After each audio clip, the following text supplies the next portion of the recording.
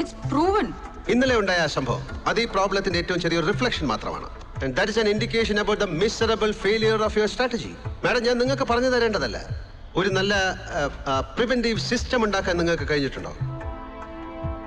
കൂളും മധുവും ഗിൻഗിനിയും ഒക്കെ ശീലിച്ചു തുടങ്ങിയ നമ്മുടെ കുട്ടികൾക്ക് ഈ പുകയില ഉൽപ്പന്നങ്ങൾ പോരാതാകുമ്പോൾ അവന്റെ രക്തത്തിൽ ആഴത്തിൽ കലരുന്ന കെമിക്കലുകൾ, അത് ടാബ്ലറ്റ് ആകാം, സ്റ്റാമ്പ് ആകാം, സിറിഞ്ചുമാകാം, എത്തിച്ചു കൊടുക്കാൻ നിങ്ങൾ പറഞ്ഞ സപ്ലൈ ഗ്രൂപ്പുകൾ അതിന്റെ ചെയിൻ കണ്ണി മുറിയാതെ തന്നെ ഉണ്ട്.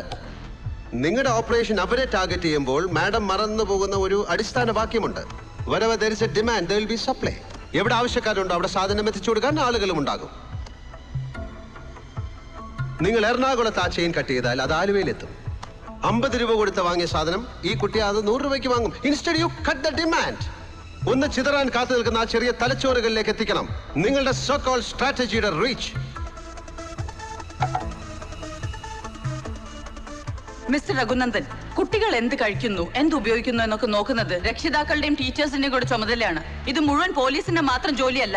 അത് തന്നെയാണ് മാഡം എന്റെ ചോദ്യം. പിന്നെ എന്താണ് പോലീസിന്റെ ജോലി? ഒരു ക്രൈം നടന്നിടത്തേക്ക് ഓടി ചെല്ലുകയോ പിന്നെ അത് ചെയ്തവനെ അന്വേഷിച്ച് തെക്ക് വടക്ക് ഓടുന്നതോ? ഒരു ക്രൈം നടക്കാതിരിക്കാൻ നോക്കേണ്ടതല്ലേ നിങ്ങളുടെ ജോലി?